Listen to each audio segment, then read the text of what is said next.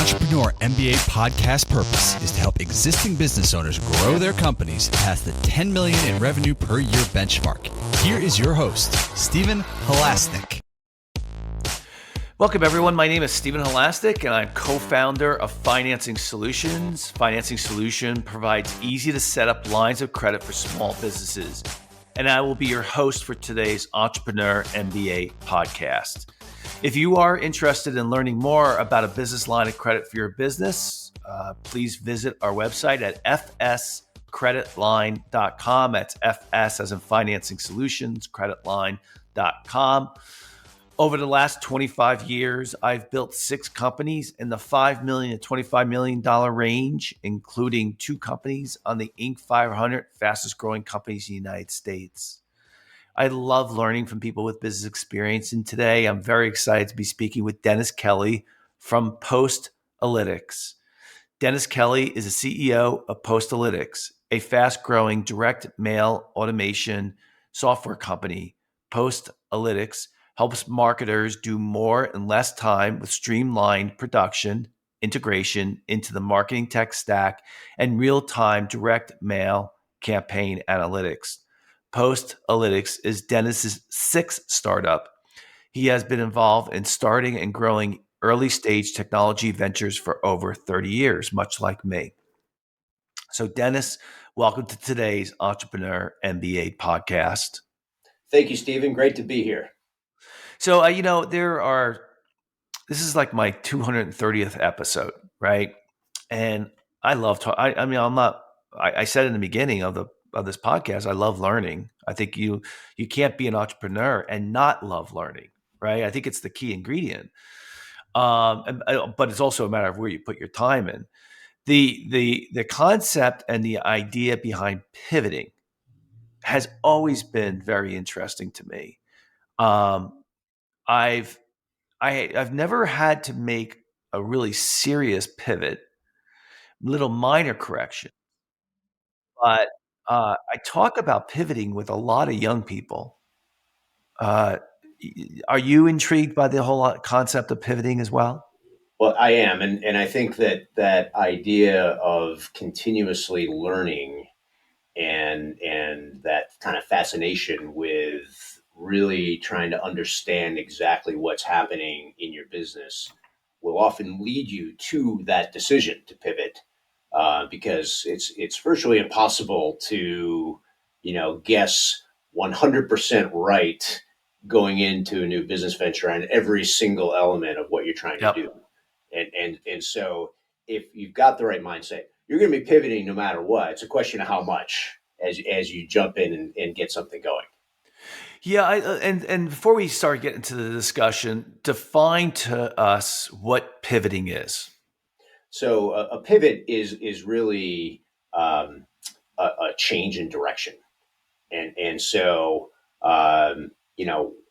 you begin a business with assumptions about the way things will play out.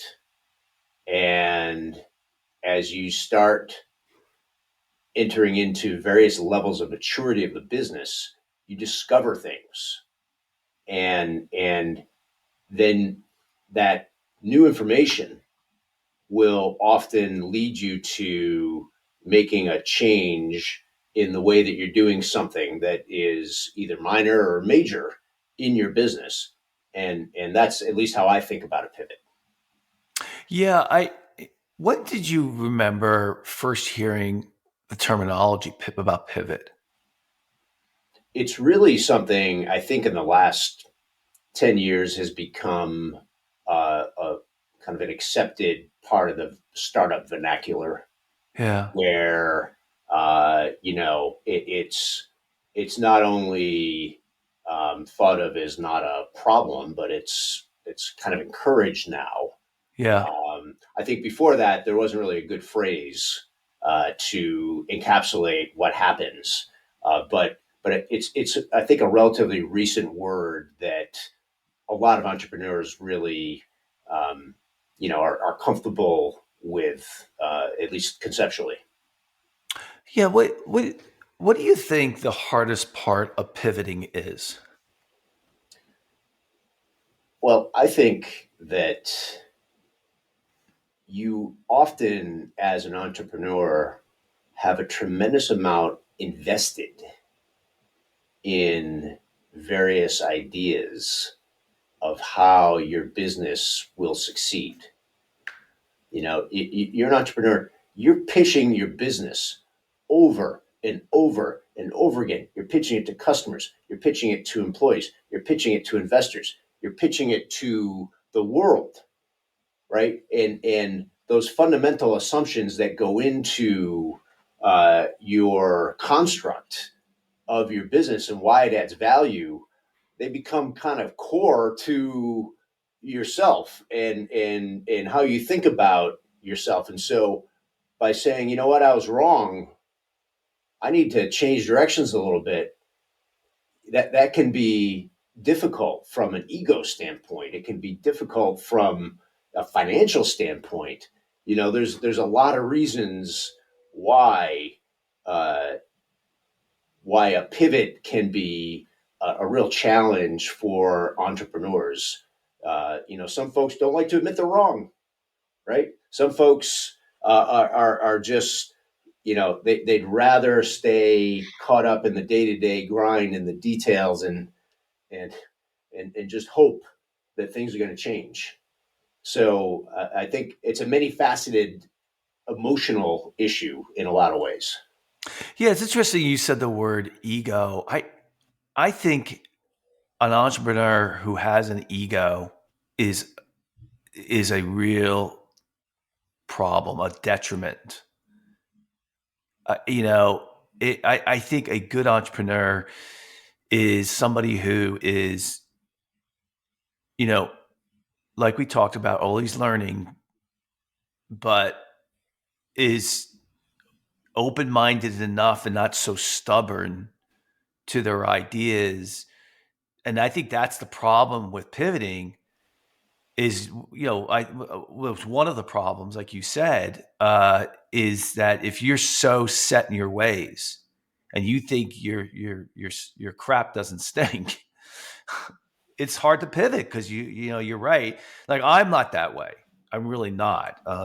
So what do you think about that concept of if you are really egotistical as an entrepreneur, that you're going to have some problems? Yeah, no, I completely agree. And I think the challenge is that in order to become an entrepreneur, you got to have a pretty good ego, right? Yeah. Like you've got to believe, you know what? The whole world is stacked against me. No one has ever built something like this. Everybody's saying, what? That doesn't make any sense. But you do it anyway, Well, I think right? it's naivete too, right? If you knew what you know now, would you go back and do it again? Certainly smarter. Yeah. Well, my wife calls it irrational confidence, but Yeah. uh, so there's an element there that has to be there, but it has to be combined with a willingness um, to do what it takes to be successful, right? And so your ego, you in one way, if you think about it, right, like you jump into something, your ego has to be strong enough to say, you know what, I'm going to figure it out. I may not know all the answers. I'm going to figure Yeah. it out.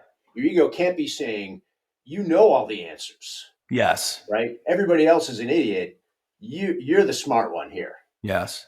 And I so agree it's with you. it's kind of a healthy ego, I guess, versus a Yeah, I think confidence is good. I don't think overconfidence is good. I want to give you two examples of what happened with me, and then maybe you could share with us what happens with you. Because you said you were saying what you think that the you know how pivoting kind of occurs, but I want to. A lot of our listeners here are small businesses, so they're under 5 million. They want to get over 10. That's the mission of this podcast. Um, and again, I've repeated this before. The reason why the $10 million mark was what I set as the mission. It was because what I found was, depending on the industry you're in, 10 million is when you start to get interested other people buying you. Then they're like, oh, you've built processes and procedures. It's not just about you. It's there's a company there, right? So, but I had two instances of pivoting that I want to mention. So the first one, I was very, very young. My second company, I had a company that was doing great. It was called Expert Seeker, $7 million in rent revenue, and the net profit was awesome, right? But I was in the service industry. What we did was we placed high end technology consultants on long term temporary assignments in corporate 500. Now I knew there was a window, and I'm not going to get into details, but there was a window where it was going to do well for a while, and then I knew it was going to be over. And by the way, when 9/11 hit, a month later, I laid off 95% of my staff because that window was over. Smart decision. It was the right decision, stuff like that. But I was in this industry. It was a service industry. And it was really, really hard to find the type of people, the recruiters that that could do this for a living for me. And so the company didn't have scale. 7 million is nice, but it's not going to get you big time, and it wasn't sustainable. And I tried to. I knew I had to pivot to a product business, right? The problem was, so this is my first example, is when you're so busy working in the business, right? And especially in this type of business, which was very service oriented, it was really hard for me to have the time to work on the business. I didn't do a bad job of it. It wasn't terrible, but I just could not find a way to pivot it. So I actually worked on it. I'm like, how can I move this business somewhere else? I looked into maybe doing testing, some other things, and I honestly did not like the business. I thought the grass was greener somewhere else. Now I looked back at it and I said, "Whoa, the revenue and the profit from that business was fantastic." Right. So that was the first thing. And the second one was I came up with my best idea that I ever had for another business I had, which we did it, called Credential Agent. And it was software that helped hospitals, long-term care facilities manage their employees' credentials. So there's all these. When you have a nurse, she has 15 to 20 different credentials that expires, and they're like licenses, certifications, immunizations.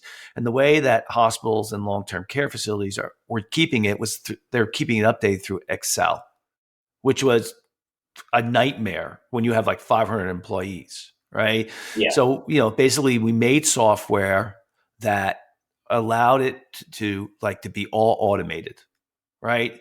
I thought it was a great idea that solved a major problem, right? And so I hired somebody, a salesperson, to go test market it, to go sell it. And then I would just hear the feedback. This is a professional salesperson, really good at what she did. And, actually, I wouldn't say it was a pivot because it went on for 15, 20 years, the business, but it never made that much traction. And so my pivot was to do nothing with it. It wasn't there. It just wasn't there. As good as an idea as I thought it was, the problem is the industry didn't recognize it as a major problem. It's shocking. You could have a nurse taking care of you who didn't get her hepatitis A vaccine, and the hospital doesn't care. Wow. I know. And it's still that way. Wow. So I know. So, I mean, those were two examples of pivoting, but that really affected me. And so maybe you could share with us your experience, Dennis. Yeah. So I've got a couple of experiences, and similar to you, my first one was when I was very young. It was my first startup, where I had this is in the late 1980s. I was in New York. I was in Manhattan. I was selling corporate insurance. Just got out of a training program, and I was doing pretty well, learning a lot of sales fundamentals. And a buddy of mine up here in the Boston area was starting a computer company with his brother. and in the late 1980s, there was no distinction between hardware companies and software companies. There were just computer companies, and so but essentially what they did, their family had a long-term care facility, and one brother graduated from college with a computer science degree. The other brother graduated from college with an accounting degree, and they went to work in the family business. And they were saying, listen, we're keeping track of our billing. All of our record keeping financially is by hand. There has to be some better way to deal with this. And so they went out in the market in the late 1980s. There just wasn't a lot. Yeah. Right? Yeah. And so they said, hey, long-term care is a huge industry. It doesn't have any way to deal with accounting on a scalable way, and it's growing rapidly. Computers are blowing up. There was the mini computer era with Wang and Digital and all these guys, and so they went out and got a mini computer from a company called Quantel, and they wrote software on it to automate the daily record keeping of the census and the Medicaid billing, the Medicare billing, roll it all up into a general ledger, payroll, accounts payable, the whole nine yards. And they got it working at their family nursing home. They started up a business, and it was about buying these $100,000 mini computers and selling it to nursing homes for $150,000 or $200,000. And they said, we need a sales guy. So, I jumped in, moved up to Boston, went straight commission, and it flopped. It was, we had to hire people that could install and wire these places and could fix the hardware when it broke, and like all this stuff in addition to building the accounting software, right? So we did it for a couple of years and hired a bunch of people, and the price point was too high for the nursing home market. It was failing miserably, and so the three of us, myself and the two brothers, just said, we got to do something very different, or we're all going to lose our shirts. We're going to lose everything. And fortunately, while this was going on, the PC revolution was starting to happen. Personal computers became as powerful as these big $100,000 hunks of iron that we were selling.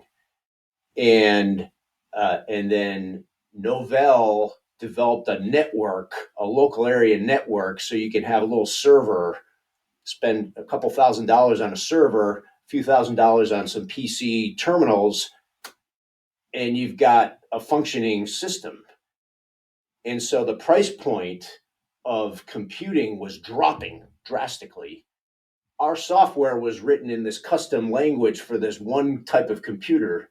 So we had to say, you know what, we're gonna shut everything down.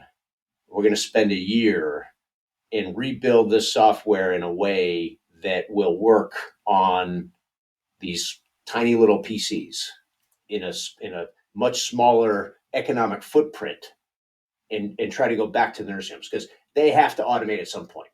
Like, we just got to hit the right price point to do this. And so we had to lay off all these people. It was horrible.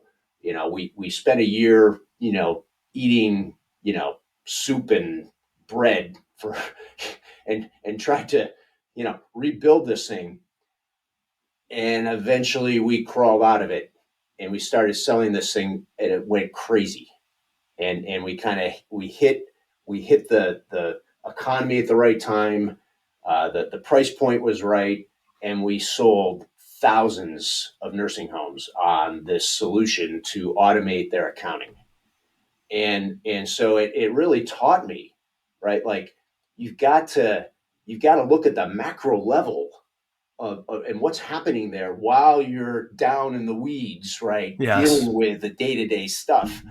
Because if you don't, you could miss a massive swing that could really alter the trajectory of your business. And so I was a young guy, and I got to learn that lesson. Yeah, it's really interesting now with both of us have 30 years of experience. When we look at business problems now, it's we're so objective now, right? You're looking at it from a bird's eye view now instead of being in it, right? Like you and I would never get super in hands on in our business and be so far into the business that we couldn't see that bird's eye view approach. I mean, we might work on it, the business certainly in the beginning, a little hands on, but it's just, I've always been really good at taking a step back and taking a time off to look at my strategy. I've always done that. So I mean, I've always been pretty good at that. I've always bought into the concept that you should be working on your business, not in your business, right? And always trying to find the best way of accomplishing that. But I think that what I think what both you and I are saying too, the recognition of when to stick it out and when to pivot is a hard decision. When is the right time? When is it the time when you are just not giving it enough time? That's right. Right. That's right. And And when is it not a tactical issue? When is it a strategic issue that you're yes. actually trying to deal with, right? And so you have to try some different tactics to test your original assumption, right? And so with Postalytics, this is my second example. That was really what Postalytics is a pivot as well. And I you mentioned we're a direct mail automation software tool, and that this is really our second product in this category.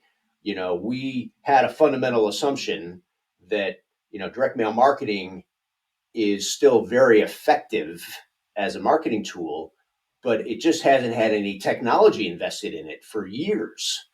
And so we started off with one product that we built to sell to what we would call the incumbent direct mail industry, right? The people that are doing direct mail and have been doing a long time and handle 95% of the volume in the country of direct mail.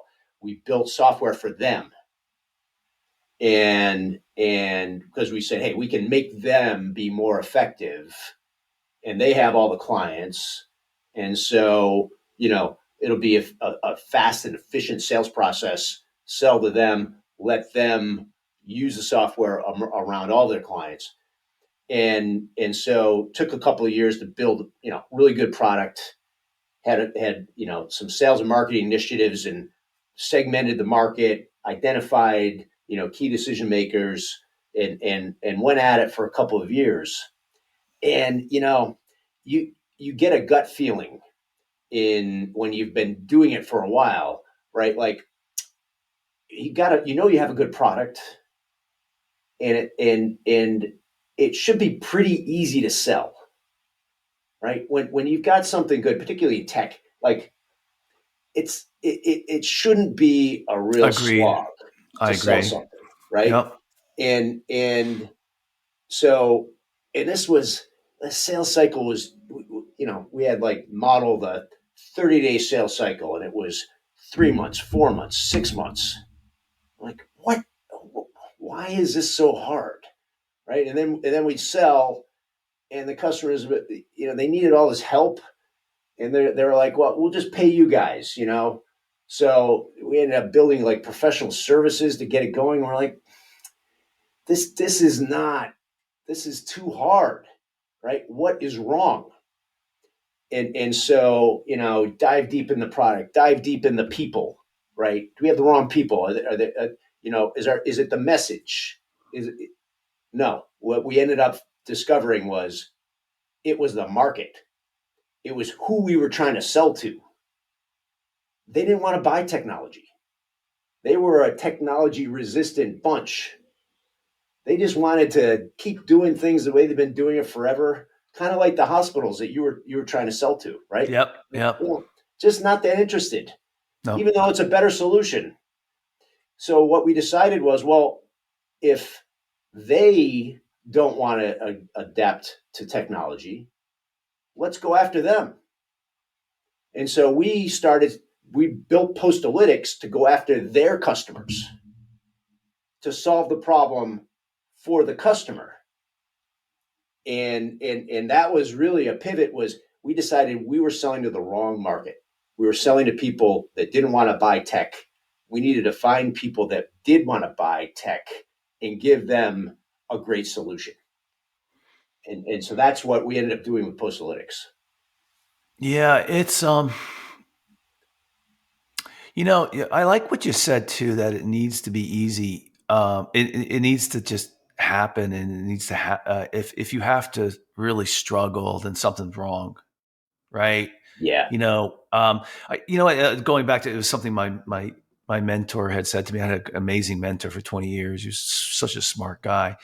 And he had said, well, I was in between looking for a new business. And one of the ideas he goes, take something that's old and make it new again. So that's kind of what you did, right? Take something old and you made it new again, right?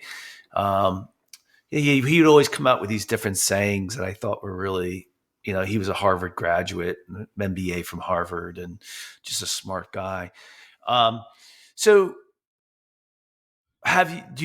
is the company that you have right now, Postalytics, is a success story of pivoting, or is it still working on it? Yeah, no, it's been just night and day since Wow. we were able to execute on the pivot, and we've been growing between 50 and 100% on an annual basis with no outside investment. And we will next year hit that $10 million threshold that you were Yeah, talking yeah, about. yeah, And so, I mean, scaling a business has its challenges and, day to day issues, but the macro level stuff is all good. Right. And it feels like there's wind behind us instead of wind in our face, yeah. as we are working and solving problems, getting better every day. Yeah, I started my career. I worked for 8 years for Xerox, and that's where I started as a salesperson. I was one of their top salespeople, and I always, at 17, I wanted to start my own company. I wanted to work for a big company, make mistakes, and then go and start my own company. So I started my first company when I was 30, and I think I might have been 29 actually. Anyway, but while I was at Xerox, I took I took this course at the Princeton Adult School. It's not associated with Princeton University, but the guy teaching it, by the way, was my mentor, and he became my mentor. And it was called Cases from the Harvard Business School. So I took the same course for 6 years, right? Because we would always cover different cases.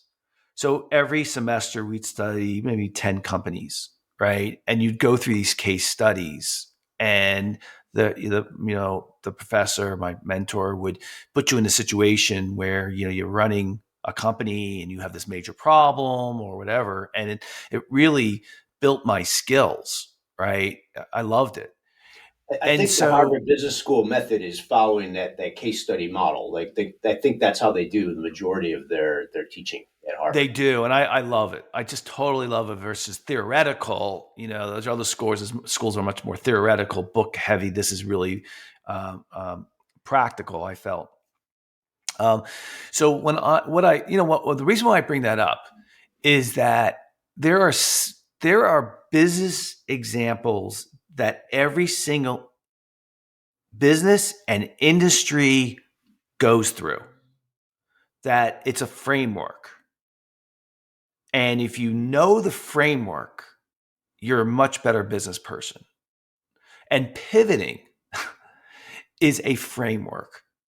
And what I mean by that is, now, Dennis, after you've been doing this for a while, you recognize so much sooner, you know what, it's not there. We got to pivot.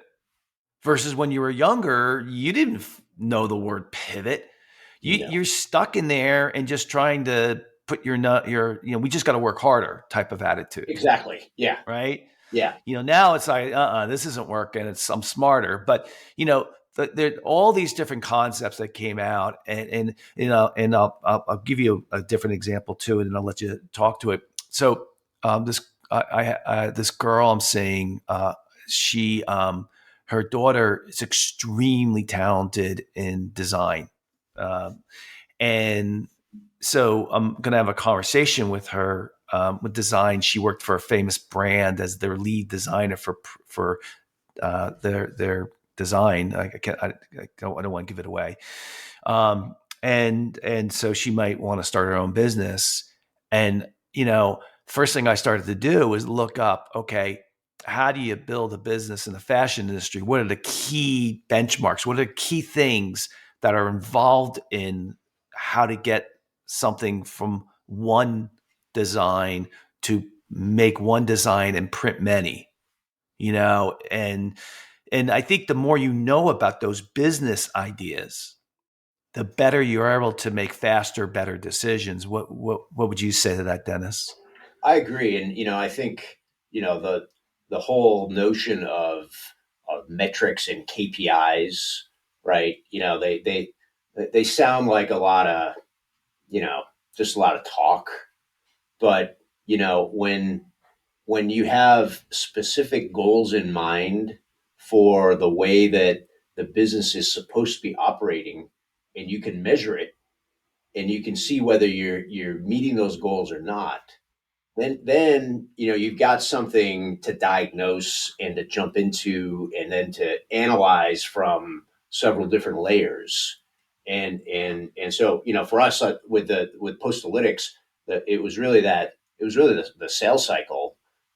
We just couldn't shrink it, and that's what really then got to me at kind of the instinctual level. Like, you know, this is not an expensive product. This isn't a $1 million decision here. Yep. Yep. So, there's something fundamentally wrong that we need to address. Yeah, I feel the same way. I feel like I'll have an instinct about something. And then the first thing I try to do is find data to support that instinct.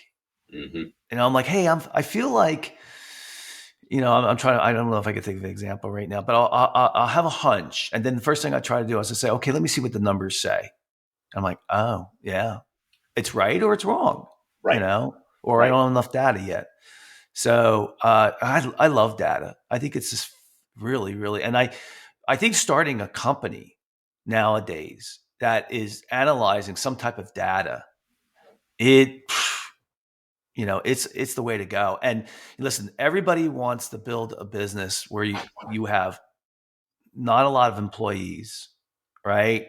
And you have something that's automated and works. And I think data analytics is kind of there. It's Yeah. true.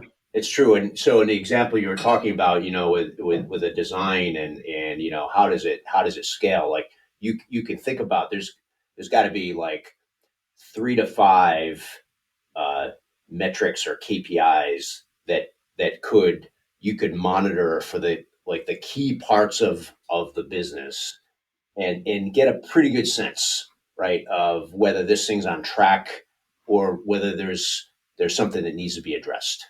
Yeah, and I think your example of how long a sale took, that is a very uncommon data indicator, right?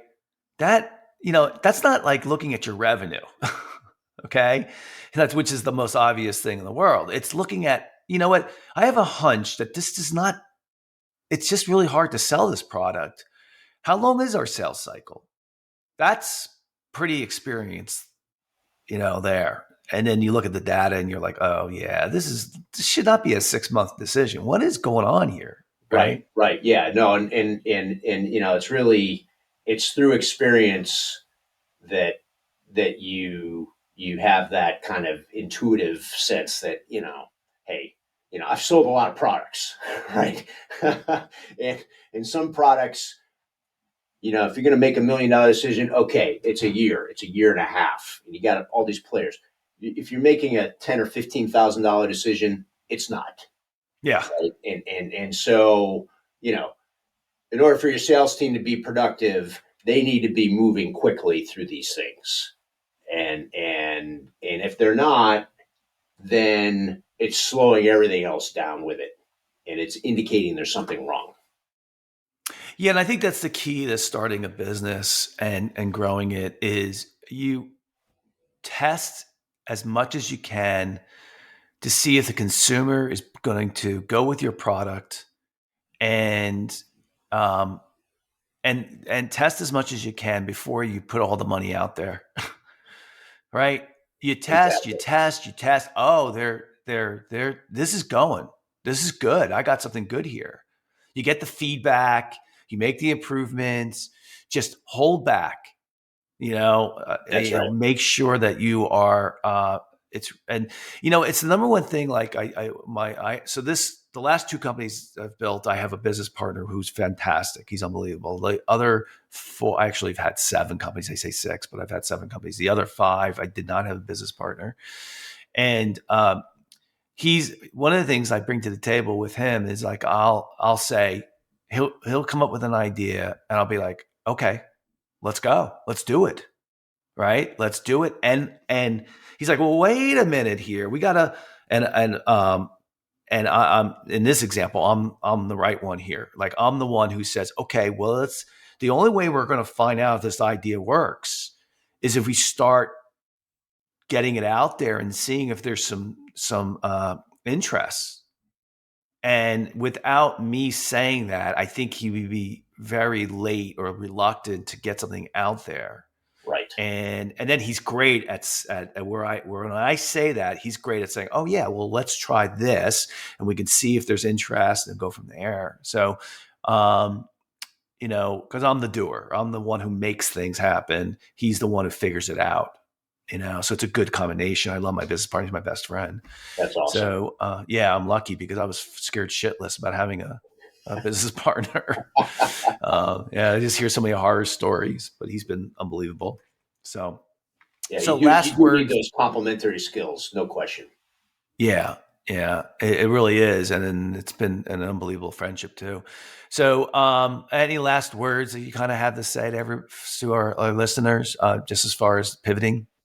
I would just say, for folks out there that are building their businesses, um, you can be patient, you can test things, right? But at some point, if things aren't working, take a step back, look at it at the macro level, and start, looking at the bigger picture, and don't be afraid to make decisions. Don't be afraid to stop what you're doing and do something different, because at the end of the day, it's not about whether you were right or not.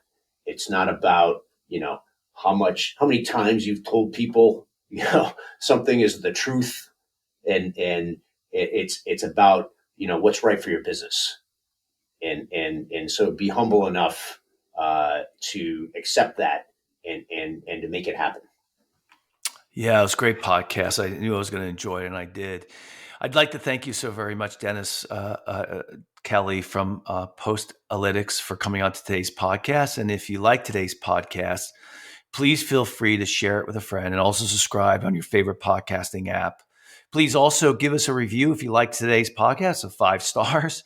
And if you liked any of our other episodes, it really helps us get the word out. And if you're looking for a line of credit for your business, you can call us at 862-207-4118 or visit our website at fscreditline.com. That's FS as in Financing Solutions, creditline.com. Dennis, if anyone wants to get in touch with you, how would they go about doing that?